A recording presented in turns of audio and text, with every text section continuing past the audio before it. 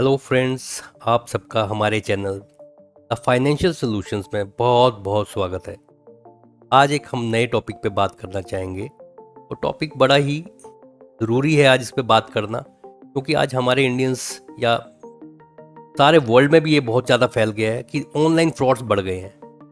अब लोग simple way में आपको ऑनलाइन में जाके फ्रॉड करते हैं और आपके बैंक अकाउंट को खाली कर देते हैं। तो आइए उसके बारे में कुछ बात करते हैं। सबसे पहले हम आज जो टॉपिक लेंगे, डेबिट और क्रेडिट कार्ड का कैसे फ्रॉड किया जाता है। तो थोड़ा सा बात करते हैं। देश में आजकल क्या हो रहा है, कैशलेस ट्रांजैक्शन तेजी से बढ़ रहा है। ट्रांजैक्शन में क्रेडिट कार्ड और डेबिट कार्ड का चलन भी बढ़ा है। जैसे एग्जांपल के तौर पर पहले एक वक्त पे था कि सिर्फ एक एलीट क्लास ही डेबिट और क्रेडिट कार्ड को यूज़ किया करती थी, पर आज क्या हो गया कि हर व्यक्ति के पास, या वो किसी भी तबके से हो, हर व्यक्ति आज डेबिट और क्रेडिट कार्ड को यूज़ कर रहा है। ऐसे में इनमें धोखाधड़ी के मामलों में इजाफा देखा जा रहा है। मतलब इससे धोखाधड़ी के जो मामले हैं, फ्रॉड बहुत बढ़ते जा रहे हैं और इनोसेंट लोग इसके शिकार होते जा रहे हैं। डेबिट या क्रेडिट कार्ड के साथ धोखाधड़ी के जरिए अपराधी आपके बैंक अकाउंट को खाली कर सकते हैं। अगर आपके क्रेडिट या डेबिट कार्ड से भी फ्रॉड होता है तो आपको क्या करना चाहिए उस वक्त, आइए हम इसके बारे में थोड़ी सी बात करते हैं। सबसे बड़ी प्रॉब्लम क्या है, हम सबको जानकारी तो है पर जागरूकता नहीं है हमारे अंदर। मैक्सिमम लोग ये जानते हैं कि कैसे डेबिट कार्ड या क्रेडिट कार्ड को यूज़ करना है, उसे यह तो पता है कि कहाँ और कैसे इनका प्रयोग करना है, पर इनका प्रयोग करते हुए क्या क्या सावधानियां बरतनी चाहिए उसका उन्हें ज्ञान नहीं होता। इसी कारण उनके साथ फ्रॉड हो जाता है। अब ऑनलाइन फ्रॉड के तरीके कितने टाइप के हैं, आइए थोड़ा सा इनके बारे में बात करते हैं। जैसे पहला, स्कीमिंग। अब स्कीमिंग में क्या होता है, एटीएम के कार्ड रीडर स्लॉट में डाटा स्कीमिंग डिवाइस लगाकर जो फ्रॉड करने वाले लोग हैं वो आपकी कार्ड की सारी डिटेल्स निकाल लेते हैं और जिससे वो हमारे अकाउंट के साथ कुछ भी कर सकते हैं।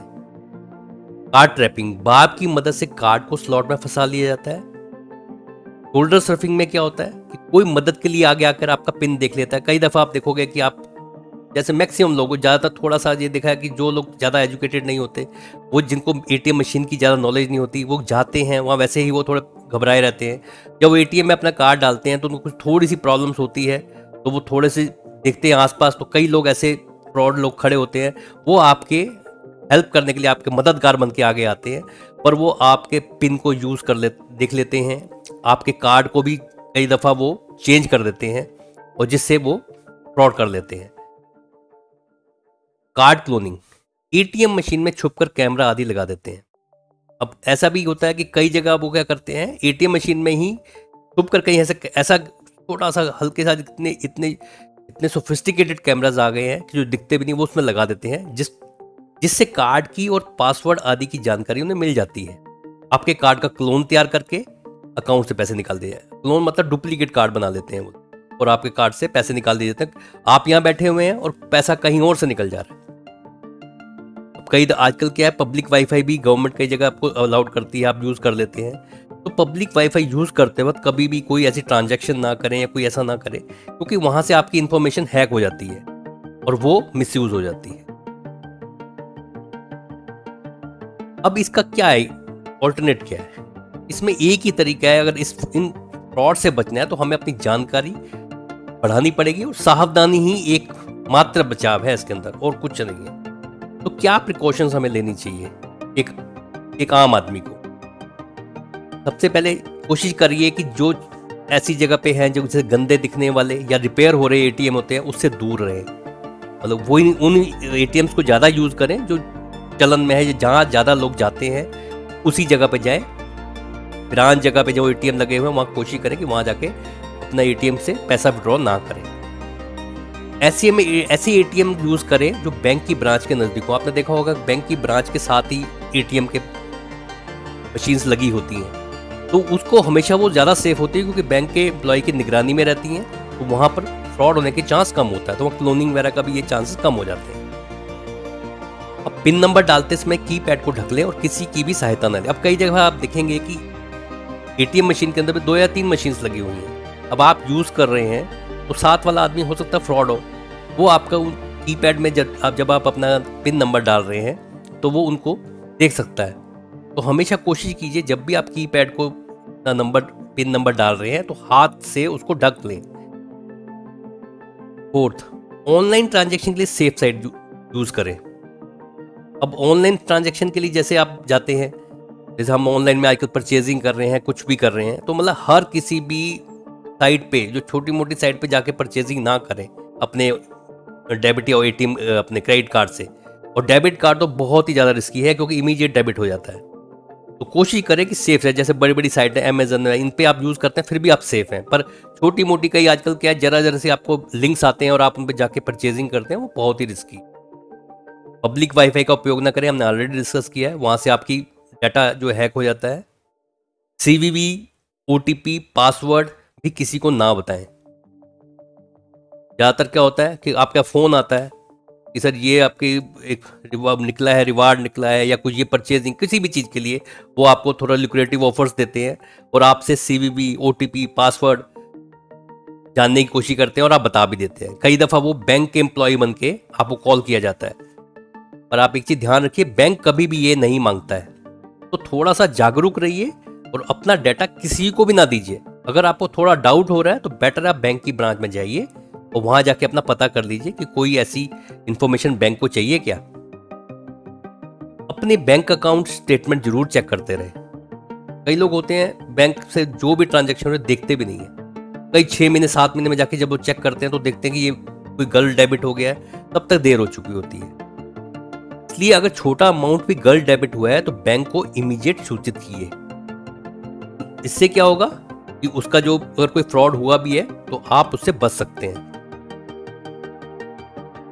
शॉप या पेट्रोल पंप पर आप जाते हैं, आपने देखा होगा जब हम कभी किसी शॉप पे जाते हैं परचेजिंग करने या मॉल में जाते हैं परचेजिंग करने या पेट्रोल पंप पे जब हम पेट्रोल अपना भरवाने जाते हैं, तो कोशिश कीजिए कि आपका कार्ड जो है कोई जो भी वहाँ का जो एम्प्लॉय है या जो भी उसको स्वाइप कर रहा है उसको लेके दूर ना जाए। आपके सामने, आपकी नज़रों के सामने ही वो स्वाइप हो, क्योंकि उसके क्लोनिंग होने के चांस ऐसे में बहुत ज़्यादा बढ़ जाते हैं। तो यही है कि सावधानी ही बचाव है। अपने आप को थोड़ा जागरूक बनाइए और थोड़ा अलर्ट रहिए।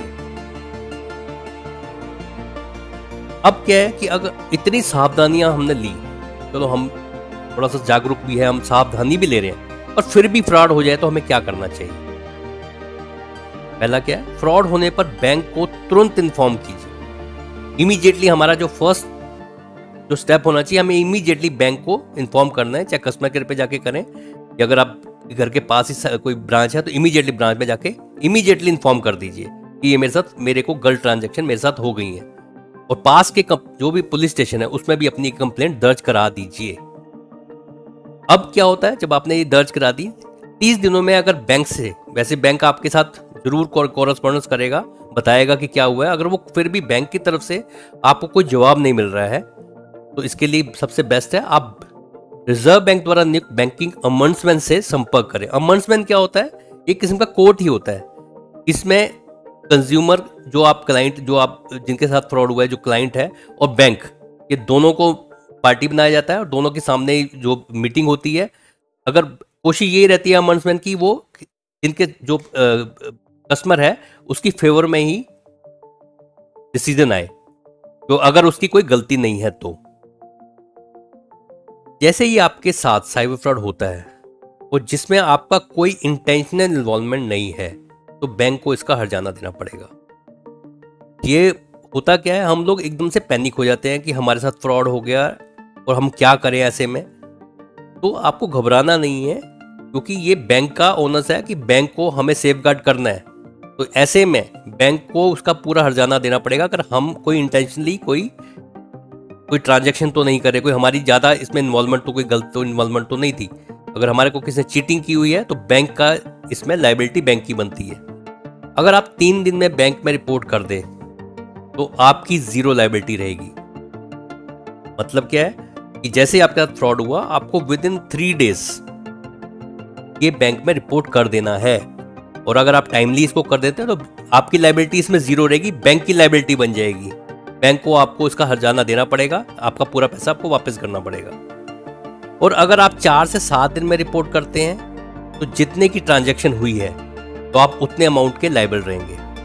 अगर आपने उससे लेट हो गए, 4 से 7 दिन में रिपोर्ट कर रहे हैं, तो जितने की ट्रांजैक्शन आपके साथ हुई, जो फ्रॉड हुआ, उतने अमाउंट की की लाइबिलिटी आप पे बनती है। उसके बाद कोई फ्रॉड कर रहा है, उस कार्ड को यूज कर रहा है, तो वो आपकी लाइबिलिटी नहीं बनती। जब आपने इन्फॉर्म जितना कर दिया तब तक आपके साथ जो गलत हुआ है वो आपकी लाइबिलिटी बन जाती है। उसमें भी बहुत कुछ है कि आपको किस तरह चीट किया गया, कैसे डाटा अगर बैंक ने लीक किया, ये लाइबिलिटी की बात है। और 7 दिन से ज़्यादा होने में बैंक का बोर्ड डिसाइड करता है। अगर 7 दिन से भी ज़्यादा आपका हो जाता है तो बैंक का बोर्ड ही डिसाइड करता है कि इस कंप्लेंट को लेना है कि नहीं लेना। पर इसका मतलब ये नहीं है कि बैंक में बिल्कुल कोई इसको प्रॉब्लम नहीं है या फ्री हो जाएगा। हमारे पास ऑप्शंस हैं, हम अपनी रिपोर्ट दर्ज करेंगे, नहीं तो हम ombudsman के पास जाएंगे, नहीं तो उसके बाद कोर्ट भी है। कोर्ट में, कंज्यूमर कोर्ट में जाके हम अपनी कंप्लेंट कर सकते हैं, और अगर हमारी गलती नहीं है तो हमारा पैसा रिफंड हो जाता है। तो इसलिए इसमें सबसे बड़ा क्या है कि पैनिक नहीं होना है, अपनी जागरूकता को बढ़ाना है, अपनी इंफॉर्मेशन को बढ़ाना है, एकदम से या अपनी जो डाटा को एकदम से रिवील नहीं करना है।